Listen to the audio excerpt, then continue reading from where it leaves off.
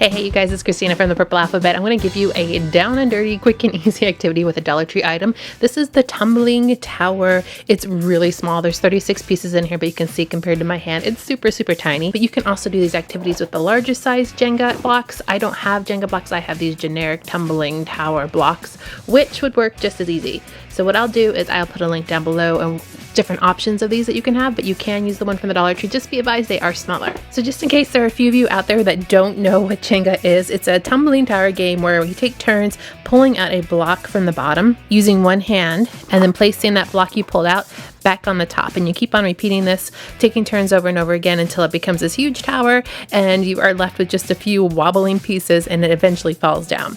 So a lot of people are using this little Jenga game for learning activities. I'm going to show you some ideas for the traditional Jenga type game, and then I'm going to show you some ideas after that you can use as alternatives. I have these dry erase labels that are from Avery, and then of course I have a dry erase marker. However, I did have some subscribers mention a wet erase marker, which I had not heard of before, so thank you for that tip. So I'm just going to cut my labels right to size and stick them on. I mean, that's the easiest way I can think of doing this.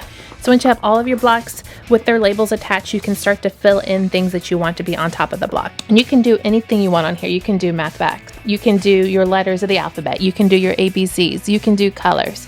You can do sight words. You can do fitness things. Now keep in mind, with the smaller blocks from the Dollar Tree, you're not going to be able to fit as much. So I'm using the side that has the most space to write on.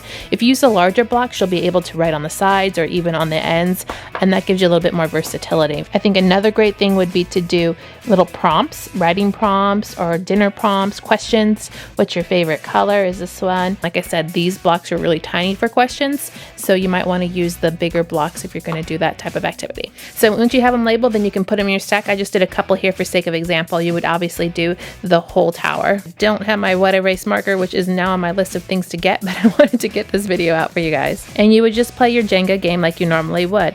So you'd pull one out, and if you pull this one out, you would say the answer to the math problem. Pull this one out, you would say the sight word. See, it's already smearing there. So you're definitely going to want to use that wet erase marker. And then what is your favorite color? And then when you're done with the game, you obviously can just wipe it right off. I have seen this done without the labels on them, the dry erase labels, but I really think you'll get the most versatility out of using the labels like this.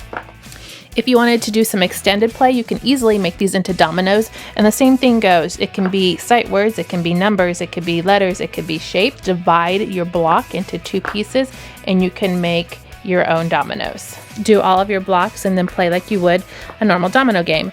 Another great activity would to make your own matching game. So you'd put all the pieces out, do words, do numbers, whatever it is you're learning. Once again, that's what's so great. And you would have your children match up the pairs and go through a game that way. And once again, you can erase it and do whatever kind of activity you want, whatever skill you want to work on. These blocks are also great for just basic block play. You can make all different kinds of engineering things, such as pyramids. I have one going on right here. It's just nice because they're all uniform size. Or you can even do a pyramid this way and continue up and do different shapes, increase the number that goes all the way around. And then you can even do a really great Montessori activity too. That's taking flashcards or taking numbers or foam numbers, whatever you have at home, and then putting that amount of blocks next to the card.